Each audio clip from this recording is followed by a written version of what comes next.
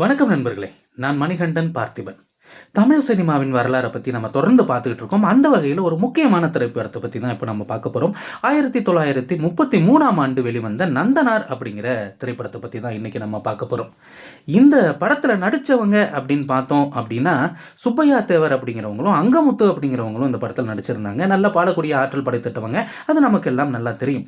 ஆனால் இந்த நந்தனார் அப்படிங்கிற பேரை நம்ம எந்த வகையில் ஏற்கனவே கேள்விப்பட்டிருப்போம் அப்படின்னா, தமிழகத்தின் முன்னாள் முதலமைச்சராக இருந்த கருணாநிதி அவர்கள் நெஞ்சுக்கு நீதி நூலில் குறிப்பிட்டிருப்பார்.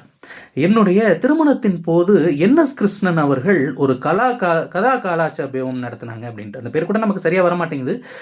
கதையும் பாடலும் இருக்கக்கூடிய ஒரு நிகழ்ச்சி, கதா காலட்சேபம் அப்படின்னு சொல்லுவாங்க. சரியாக சொல்லிட்டேன், கதா காலட்சேபம். அது கிந்தனார் கதா காலட்சேபம் அப்படிங்கிற பேரில் நடத்தினதாக அவர் எழுதியிருந்தார். அதையுமே நம்ம வீடியோ மூலமாகவும் பார்த்துருக்கோம். ஆக கிந்தன் அப்படிங்கிற ஒரு கேரக்டரை உருவாக்கி அதை காலட்சேபமாக நடத்தக்கூடிய என்.எஸ். கிருஷ்ணன், ஒரு கதை நிகழ்ச்சியாக நடத்தக்கூடிய என்.எஸ். கிருஷ்ணன் இந்த கிந்தன் அப்படிங்கிற கேரக்டரை எங்கேருந்து எடுத்தார் அப்படின்னு யோசிக்கும்போது அப்போ தான் தெரியுது நந்தன் அப்படிங்கிற ஒரு கேரக்டர். நந்தனாரனுடைய அந்த வரலாறை கிந்தன் அப்படின்னு மாற்றி இவர் கதா காலட்சேபம் பண்ணார் அப்படிங்கிறது நமக்கு தெரியும்.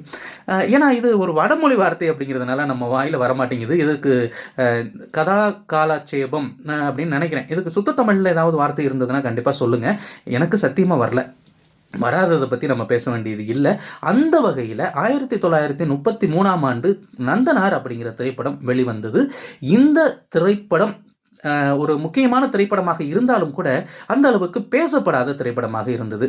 இந்த ராஜலட்சுமி, சுந்தரேஷ் ஐயங்கார் இந்த மாதிரி ஆளுங்கள் நடித்து கொண்டிருந்த காலகட்டத்திற்கு மாறாக அதே காலகட்டத்தில் சுப்பையா தேவரும் அங்கமுத்துவும் நடிச்சிருந்தாங்க. அப்படிங்கிறதுனால நடிக்கக்கூடிய நாடக கலைஞர்கள் நிறைய பேர் அந்த காலகட்டத்தில் இருந்தாங்க அப்படிங்கிறது நமக்கு தெளிவாக தெரிகிறது. இந்த வீடியோவில் நந்தனார் திரைப்படத்தை பற்றி பேசின ஒரு மகிழ்ச்சி அப்படிங்கிறது எனக்கு இருக்கிறது. இது மாதிரி தொடர்ந்து பல திரைப்படங்களை பற்றி நம்ம பேச இருக்கிறோம். அதற்கு நீங்கள் நம்ம சேனலோடு இணைந்திருங்கள். அடுத்த ஒரு வீடியோவில் நான் உங்களை சந்திக்கிறேன். அது வரைக்கும் நன்றி, வணக்கம்.